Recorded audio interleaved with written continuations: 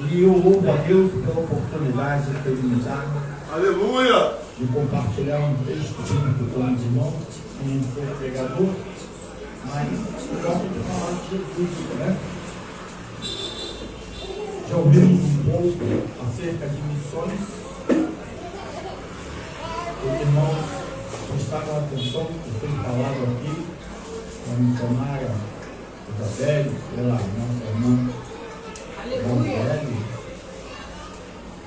São palavras importantes que a gente tem que parar e refletir sobre o assunto.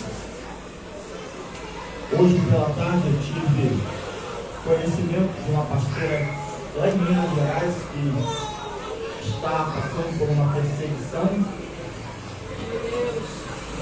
Pastor, mas o que ela fez? Não fez nada. Mas é pelo fato de ser evangélica, de ser cristã, servir ao único Deus vivo. Então, se levantou uma grande perseguição contra ela. Ela trabalha com crianças pequenas, tem um personagem que ela representa junto às crianças, e alguém achou que não estava legal e fez uma denúncia, e agora ela vai responder na justiça. Nós estamos aqui, mas de repente alguém pode achar que deve ir na justiça, como já vimos muitos casos acontecer, igrejas serem processadas por causa do barulho, por causa de muitas coisas. A gente está aqui, mas de repente se levanta uma perseguição, porque isso aí está se espalhando por todo o Brasil. Mas já não se tornou algo assim bastante todo dia alguém perseguindo uma igreja, mas de vez em quando a gente vê pessoas se levantando contra a igreja do Senhor. E aí, conforme foi falado aqui, o povo de Deus está sendo proibido de pregar a palavra. O povo de Deus está sendo proibido de anunciar o Evangelho. Aos poucos eles estão tentando silenciar a igreja. E nós, como igreja do Senhor, nós temos uma grande missão na terra, que é pregar o Evangelho, é ganhar almas para o reino de Deus. É para maravilhoso, verdade, Jesus. Verdade. Alguém outro dia falou assim para mim, pastor, mas pregar para crente. Eu disse assim, não, eu não prego para crente, eu apacento crente. Glória! É diferente. Uma igreja como essa aqui, ela está sendo apacentada. Nós estamos aqui, não é pregando para crente, nós estamos aqui fazendo a obra de Deus. E as pessoas que passam por essa rua, sobe e desce, de um lado para o outro, elas sabem que aqui tem uma igreja. E só vem a igreja quem busca aquilo que interessa a ela, né? No caso Deus, o lugar onde a gente vai fala muito daquilo que nós vamos ali buscar. Estou passando aqui por essa rua aqui, a principal, se formando ali um grande palanque ali, para o bairro, e eu fico meio atemorizado, porque já foi profetizado. Banho de sangue nessa coisa. Quando de repente muita gente está pulando, está balançando, fazendo entorpecente, de repente pode acontecer o pior. E a igreja do Senhor, ela tem a missão, ela tem a obrigação de estar orando, de estar clamando pelo lugar onde nós vivemos, porque a coisa não é fácil. Então temos aqui um texto no livro do profeta Isaías. Eu não quero me demorar, mas agora estou correndo bastante. Na última vez que eu estive aqui, por causa de meus irmãos pegaram chuva, né? Por causa de mim, eu falei, Jesus, eu tinha que ter cumprido, mas eu estava um pouco assim apertado. Às vezes a gente inicia um texto, a gente às vezes requer um tempo para você concluir o assunto. E eu peguei chuva, mas não é por causa de mim, é mais por causa dos irmãos. Quem tem criança, né? Sair na chuva, tomar comida lá do outro lado, né? Lá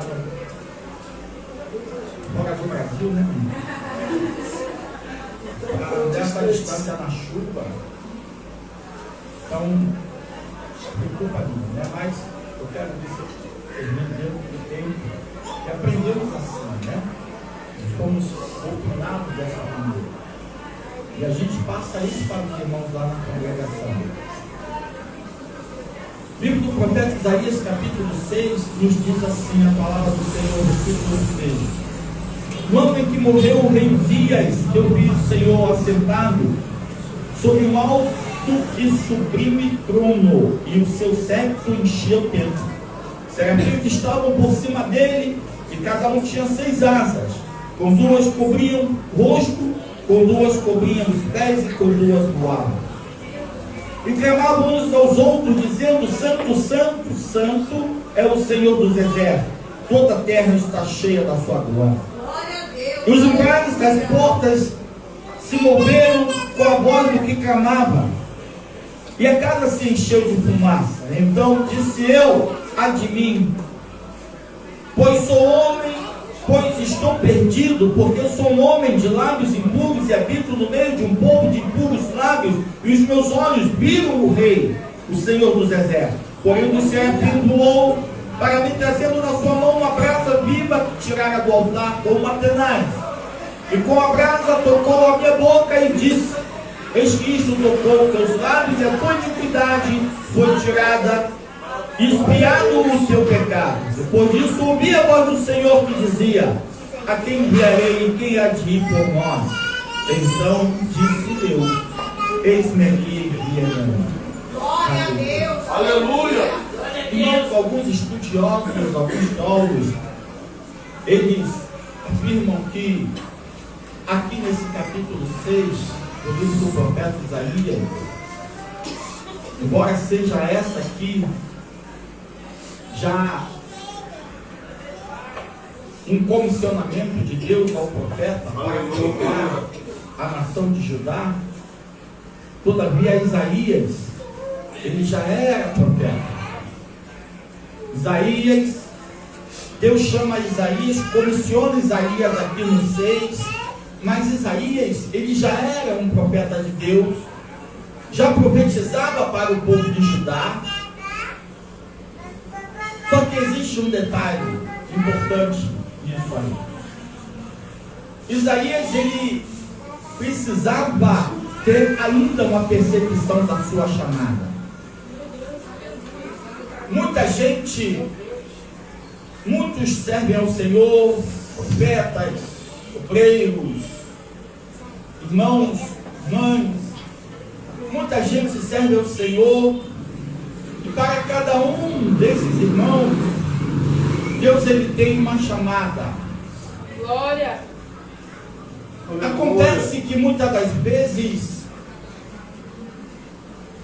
as pessoas não conseguem entender o grau da sua chamada, da sua intimidade com Deus, daquilo que Deus ele quer com as pessoas. E as pessoas muitas das vezes começam a viver até na casa do Senhor sem levar as coisas de Deus a sério. É verdade. Vive despreocupado, vive. Só que a casa de Deus ela não é um parque de diversão. É verdade, Jesus. A casa de Deus ela não é um lugar assim como um cinema, como um teatro que a gente vem, assiste um culto e as coisas de Deus ela é bem diferente. E o profeta Isaías ele precisava entender isso. O profeta já era alguém, já era um profeta, já era chamado por Deus, mas ele ainda não absorveu a responsabilidade que Deus tinha colocado nas suas mãos.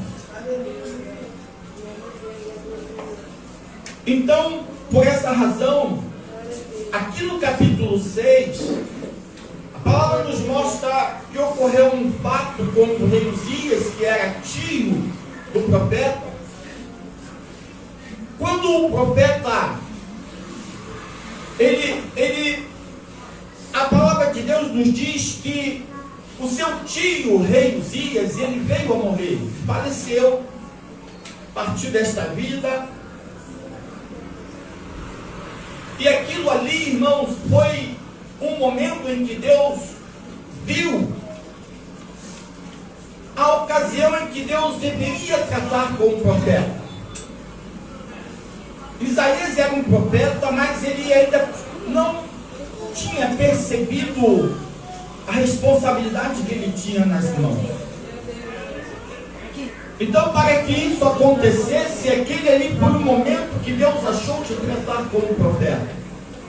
Quando ele vai ao templo, talvez abatido pelo problema que ele estava passando, que ele estava vivendo, o seu tio veio a falecer, um ente querido, e ele vai ao templo para buscar o Senhor, para orar, talvez ferido, triste pelo que aconteceu. E a palavra nos diz que quando ele chega no templo, ele tem uma visão, ele contempla uma visão. Glória. E naquela visão diz a palavra que ele vê serafins que estavam acima do trono de Deus, que voavam e clamavam uns aos outros, dizendo: Santo, Santo, Santo é o Senhor dos exércitos. Toda a terra está cheia da sua glória. Eu cantava aqui nessa noite, devemos declarar que Ele é santo. Aleluia. Não sei se os irmãos lembram ainda do livro que a nossa irmã cantou. Aleluia. O louvor, irmãos, não é simplesmente uma música que a gente canta e está tudo bem. O louvor a Deus muitas das vezes nos traz mensagens. Aleluia. Que a gente tem que parar, prestar atenção, que a gente tem que ouvir, a gente não tem que ficar prestando atenção em nada a não ser no culto. Até o que está acontecendo no culto, porque ali é um momento em que Deus pode nos trazer algo. E quando a irmã cantava, eu me lembrava desse texto. Talvez Deus falando assim: é esse o texto que eu quero que você pega nessa noite. Então, o profeta, ele contemplando aqueles serafins, ele vê essa figura de serafins com 6 asas. É esquisito, né? Serafins com 6 asas. Como assim 6 asas? Né? Apenas 2 asas não eram suficiente para um serafim voar? Até porque eu não sei se serafins eles estão sujeitos à lei da gravidade. Não sei se os irmãos estão me entendendo. Porque só precisa de asa quem está sujeito à lei da gravidade. Quem não está sujeito à lei da gravidade não precisa de asa. Maravilhoso. Então, mas ele vê serafins com 6 asas. Meu Deus. Eu creio que o profeta, ele olhando, contemplando aqueles serafins, era Deus tratando com o profeta, querendo transmitir a ele uma mensagem, querendo transmitir a ele um recado, para que ele viesse, Isaías viesse a ter uma percepção da sua chamada. Meu Deus. Ele precisava entender o que Deus estava querendo tratar com ele. E ele ali, ele contemplando aquele serafim, a palavra de Deus nos diz que os serafins com 2 asas, ele cobria o rosto. Com 2 asas, o serafim se apresentava cobrindo o rosto com 2 asas.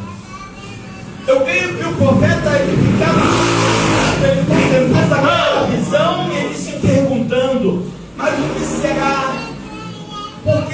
que o serafim ele está cobrindo o rosto com 2 asas? O profeta ele ficou intrigado com aquilo e ele ficou observando, prestando atenção no culto. E ele se perguntando o que será que significa isso. Aleluia. E aos poucos a ficha para o profeta começou a cair. Glória a Deus. Aleluia. Aí ele começa a entender que 2 asas quando cobriu o rosto fala de reverência.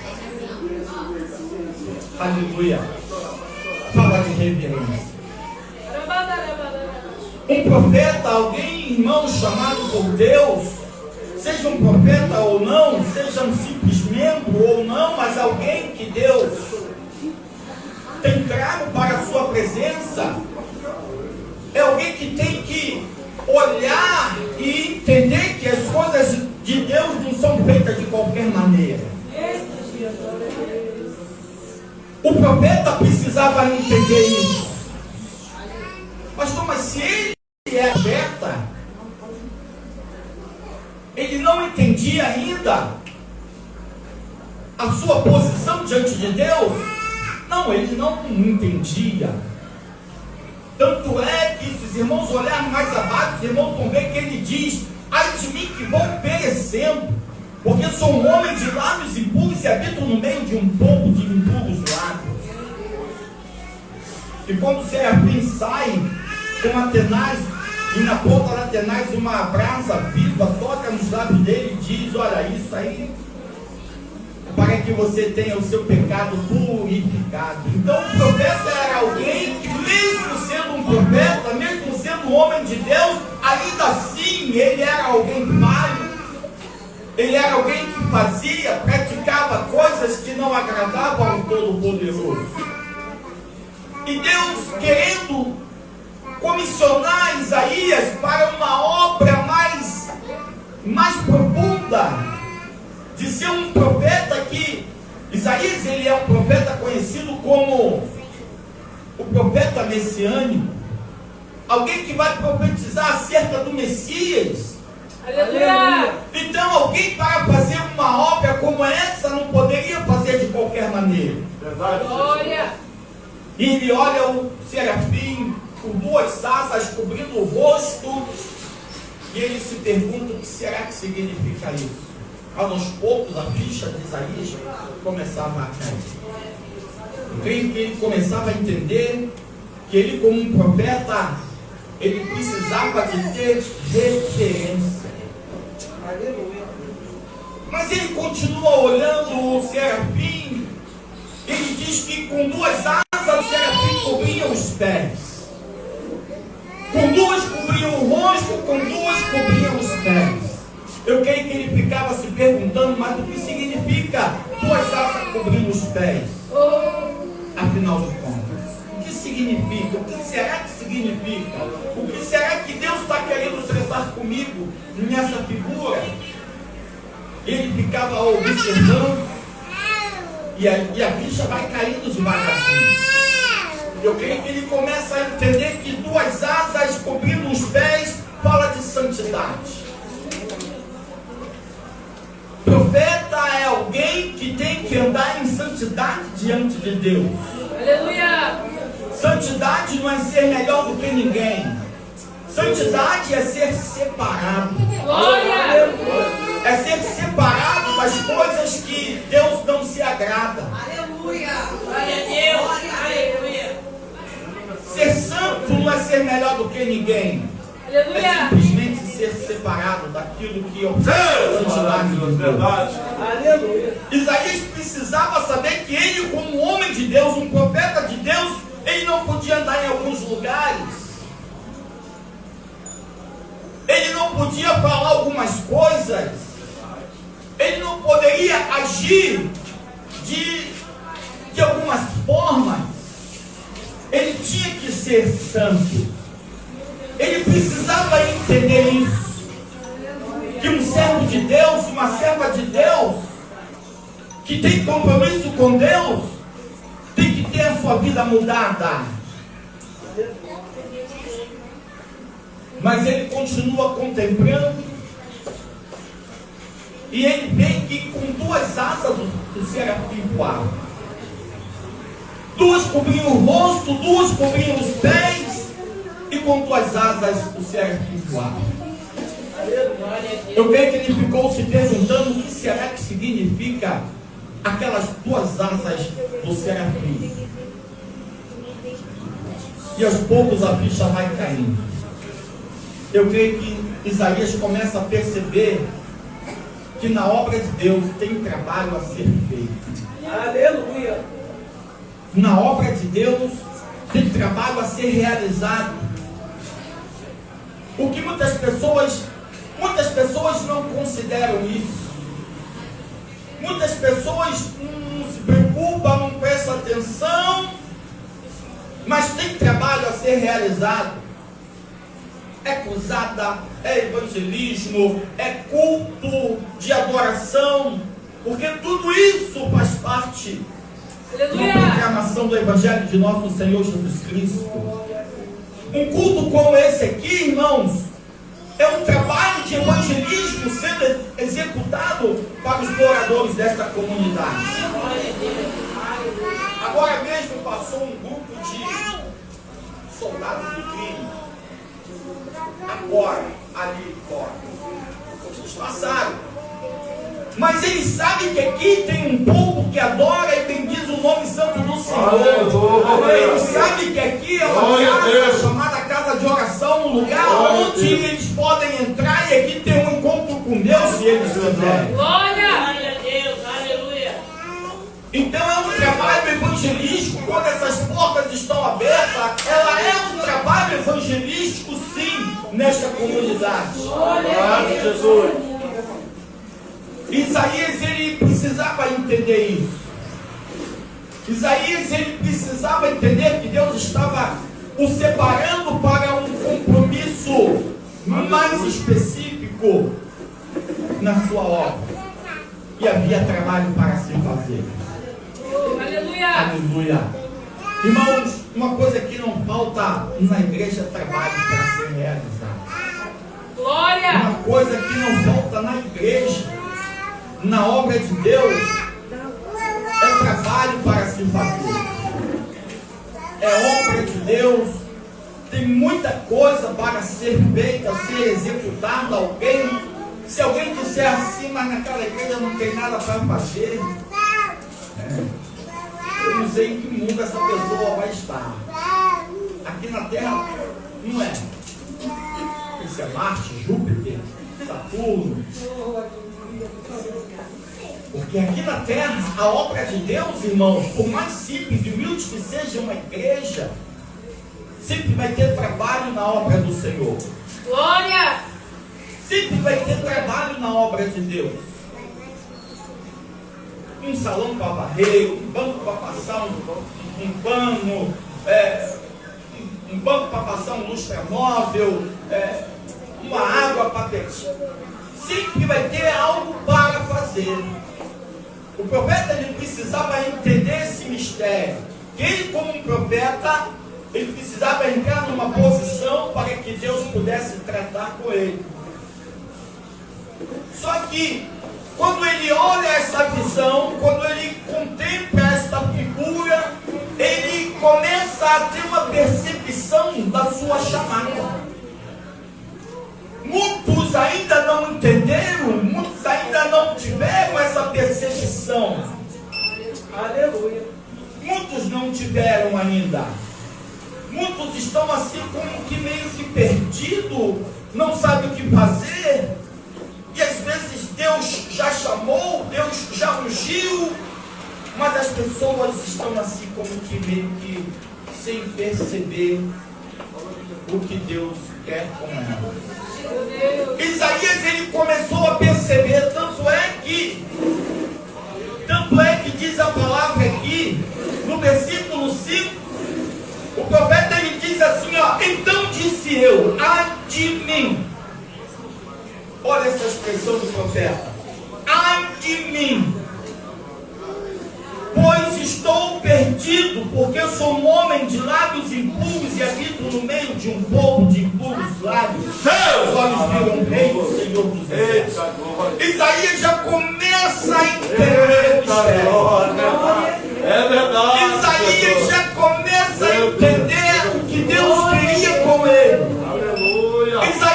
começa a entender o que Deus queria colocar nas mãos dele.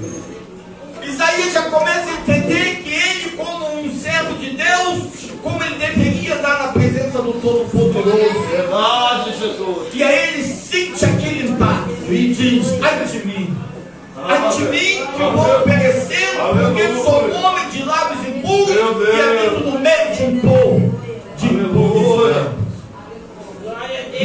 Não que o crente não possa habitar no meio de um povo de impuros lábios, porque nós habitamos. O problema é que nós, como santo, nós, como povo de Deus, não podemos nos misturar. Aleluia. E a palavra de Deus nos dá esse entendimento que Isaías era alguém que talvez estivesse se misturando com coisas que ele não poderia se misturar. E aí ele reconhece a sua falha, o seu pecado, a sua pequenez e diz: ai de mim. E ele continua dizendo no versículo 6, ele diz assim: ó, porém um dos serafins voou para mim, trazendo na sua mão uma brasa viva que tirara do altar como uma tenaz. Um dos serafins que estavam voando ali, acima do trono de Deus. Inclusive essa semana eu vi alguém dizendo que o serafim cantava. Serafim não canta. Os serafins, a função deles é estar constantemente acima do trono de Deus ali, clamando. E Isaías ele vê e diz que um dos serafins ele saiu voando, ele pegou uma tenaz. Não sei se os irmãos conhecem esse instrumento. É uma ferramenta que ali está o altar do holocausto. E ele pegou aquela ferramenta, foi lá, pegou uma brasa acesa do altar e ele trouxe, ele tocou nos lábios do profeta. Porque o fogo, irmão, ele fala de purificação. Meu Deus! E como aquela brasa viva, ele toca nos lábios do profeta, para que fosse a partir dali um lábio santo. Já dizia o salmista que Deus o tirou de um charco de lodo, de um tremendal de lama, firmou seus pés numa rocha e colocou um canto novo nos seus lábios. Deus, ele quer que nós tenhamos lábios purificados. Purificados. Nada de palavrões, nada de lábios santos. Lábios que adoram somente a Ele. Lábios que glorifiquem somente a Ele. Lábios que exaltem somente a Ele. Vai haver circunstância da nossa vida, irmãos, que a gente vai chegar em momentos que alguém vai querer nos propor um louvor a um homem, um louvor a alguém ou alguma coisa, mas o nosso louvor, os nossos lábios, ele foi purificado pelo Senhor para adorar somente a Deus. Glória a Deus. E Isaías, ele começa a entender esse mistério.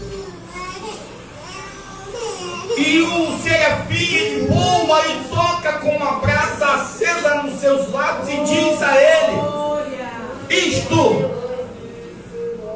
E com a brasa tocou a minha boca e diz: eis que isto tocou os teus lábios, e a tua iniquidade foi tirada e expiado o teu pecado. Opa! Agora sim ele está pronto. Glória! Aleluia! Agora sim ele está na posição. Agora sim ele entendeu o que Deus de fato queria com ele. Agora sim ele está pronto para falar de Jesus. Glória! Agora sim, mas pastor, naquela época não havia Jesus. Jesus veio ser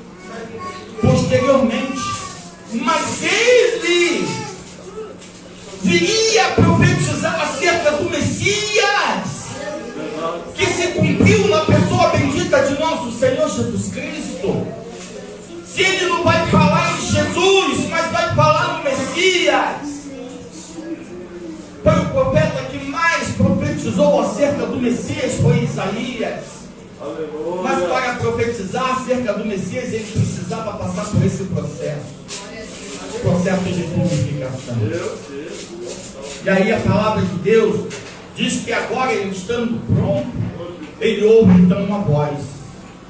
Mas quem é que estava ali? Será que tem alguém que estava no banheiro e eu não vi entrar no banheiro? Alguém que estava atrás da porta? Alguém que estava por ali? Que falou: a quem enviareis? Era o próprio Deus presente no lugar onde Isaías estava. Deus estava ali tratando com ele. E Deus ele diz: a quem enviarei? E agora, a quem enviarei? E ele já cônscio da sua chamada, ele já cônscio da sua responsabilidade, ele diz: eis-me aqui. Ele entendeu que o chamado era para ele. Ele entendeu que o chamado era com ele. Ele entendeu que o mistério era para ele. Então ele assume o compromisso e diz: eis-me aqui, envia-me a mim. Aleluia. Tem muita gente que está assim. Eu outro dia estava falando com a minha companheira, que dizia que o ser humano ele tem assim um déficit de cabeça, de entendimento. Às vezes nós demoramos para entender as coisas, né? Às vezes dá um negócio, a gente demora para entender as coisas. Até porque existe uma influência maléfica. Tudo que você pega, que você recebe, que você entende, o inimigo, ainda mais com as coisas de Deus, o inimigo ele vai fazer de tudo para que você esqueça, para que aquilo caia na palavra, nem me lembro que palavra para as congregações, nem me lembro. Uma coisa de Isaías. O inimigo ele trabalha, irmãos, para que nós não venhamos a entrar na posição que Deus quer. Mas o profeta entendeu. O profeta entendeu o mistério. Não sei se os irmãos estão entendendo o que Deus quer dos irmãos.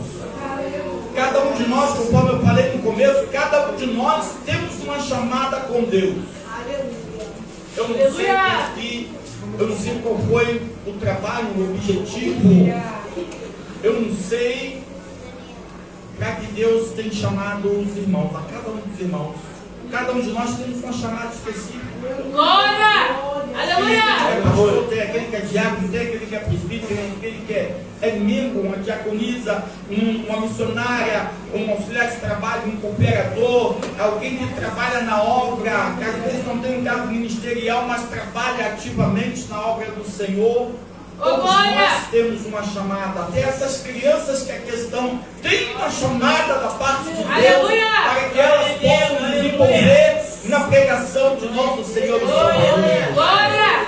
E nós, irmãos, viemos fazer de tudo para entender o que Deus Ele quer de nós. Aleluia! Que Deus abençoe os irmãos. Eu agradeço a minha oportunidade, irmãos. Glória!